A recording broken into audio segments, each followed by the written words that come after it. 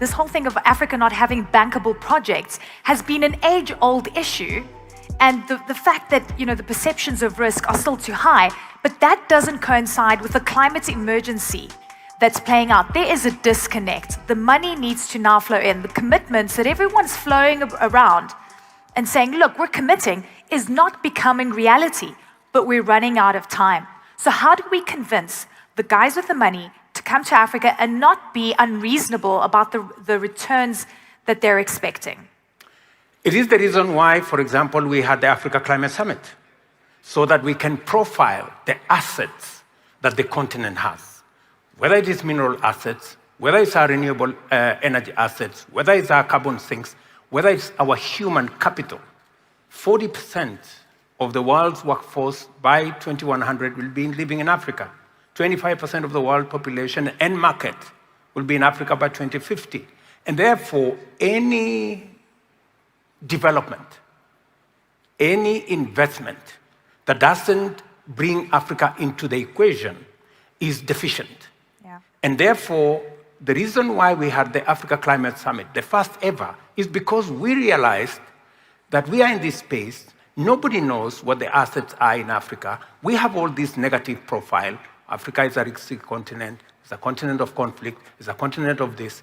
But we are re-engineering the profile of Africa so that people can see Africa for what it is. Yeah. The continent of opportunity, where we have a young median age of 19, innovative, creative, hardworking, educated. In Kenya, for example, I spent $5 billion this year in the education of our young people, from primary school to university. We have tremendous resources in Africa. The world would do itself a favor by tapping into these assets and driving positive growth using the renewable energy assets that we have, using our own minerals that we have, and using our human capital that is ready, creative, and innovative. And so well said. I mean, the human capital element and the resource, that is Africa's true gem. Look, whether we like it or not, whether anyone in this room likes it or not, Africa is going to industrialize. Africa is on an aggressive path of industrialization. And that means processing commodities that we normally export. It means a bigger automotive sector. That means bigger carbon emissions because we need more energy for it. And no matter which way you look at this equation, Africa has been finding oil and gas reserves, and many countries are ready to extract. Because if the issue of energy security is not solved, we're going to default to perhaps some of the mistakes that have been made before. Kenya has found oil and gas, 2008. We were hoping to see those extracted in the next few years. What is the balance here between reaching climate goals, but clearly also reaching developmental goals with the resources that Africa has, and not just the renewable ones? Let me tell you that there is that wrong perception that renewable energy and economic development cannot go together. That's a wrong perception. My position, and Kenya is an example, when I tell people 92% of our grid is renewable, people don't believe it. But that's what it is. It is possible to drive economic growth. It is possible to drive economic growth using renewable energy. In fact, it is the only plausible, it is the only mechanism that is in harmony with our planet. Okay, so Mr. President, sorry to interrupt. Does that mean you're not going to extract oil and gas? Are you going to put that project aside? We haven't put as much emphasis because we believe that there is opportunity in renewable energy. We have geothermal resources, 10 gigawatts of geothermal resources. We have exploited only 1 gigawatt. We have huge opportunity. We have huge opportunity in wind. We have huge opportunity in solar. Tell me, why would I invest in energy that damages the only home I have when I have an opportunity to exploit energy that is in harmony and that can drive the development that I'm looking for? So does that mean you're putting aside the oil and gas prospects? We have oil and gas projects in Kenya, but that's not my focus. We are That's not your focused focus. on renewable energy. We are having a conversation with FFI. We're looking at ammonia. I've heard my friends discuss hydrogen. Yeah. We're looking at opportunities in hydrogen ammonia. We're looking at opportunities in e-mobility. That is the trajectory. And I would like to persuade those who do not believe the way we do that in the Africa Climate Summit, we made a clear decision that we are going to pursue climate positive growth. And that is the future. And we believe that it is possible to drive economic growth and at the same time be in harmony with climate by making sure that we use our huge resources in renewable energy. So Africa is disproportionately affected by climate change. I know that Kenya has experienced debilitating droughts, and East Africa in general as well. Africa is also disproportionately affected by energy poverty as well. And we're talking about development versus energy security. This has been an ongoing conversation. How confident are you that the loss and damage fund that was agreed upon is actually going to come to fruition? And are you hoping for some kind of mechanism on carbon credits?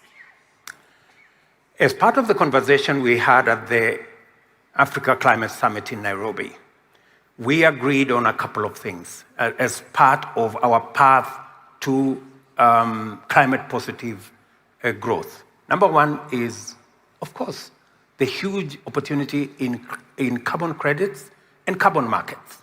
And our push will be to create standards and integrity around carbon credits so that we avoid the race to the bottom. That, we get standards, we get real value of what it is that carbon credits are worth, and that we avoid a situation where the prices come down because of standards that are lacking. That's number one. We also agreed that we are going to push the global community for them to look at eliminating barriers on low emission products and services coming out of Africa, and making sure that we have a fair and equitable market that gives products and services, low emission products and services from Africa, a fair opportunity into markets globally. And thirdly, we also agreed that capital, how do we work with the credit rating agencies that do not have sufficient information? How do we create more concessional funding so that we can unlock the potential of our renewable energy assets? I was happy to listen to Ajay Banka of World Bank today, and I sympathize with him. I sympathize with Kristalina. They are undercapitalized. They cannot give us the concessionary resources that we require to unlock our potential. And that is why we need a reform of the international financial architecture to remove the unfair rating of Africa as risky, to give World Bank, IMF, and other multilaterals the kind of capital that would give them opportunity to give concessional funding to us so that we can unlock this potential and to eliminate the unfairness that today we go to markets and we pay 5, 6, 7 times more than others. We know that we need to industrialize in Africa. That's no question. But can we industrialize cleanly?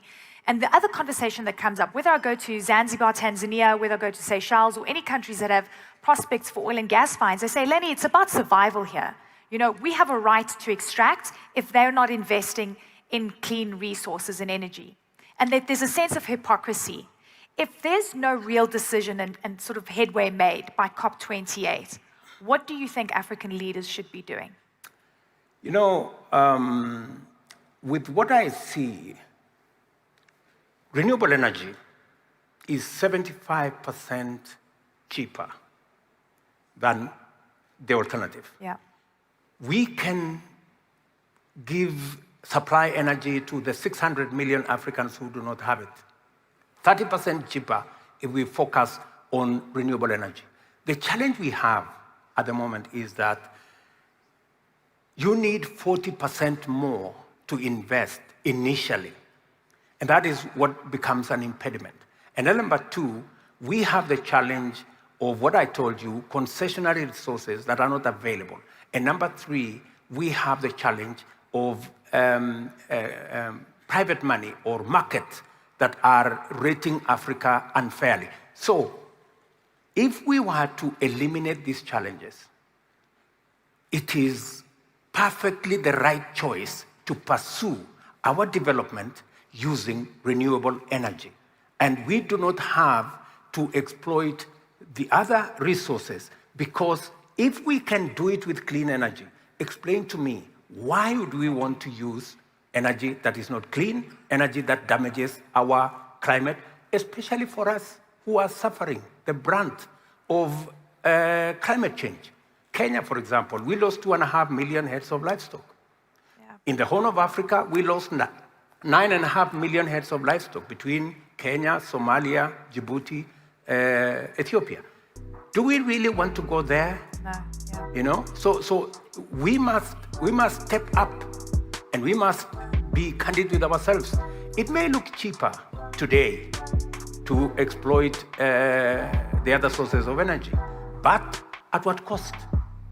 A huge cost for future generations at the least. We are in a climate emergency.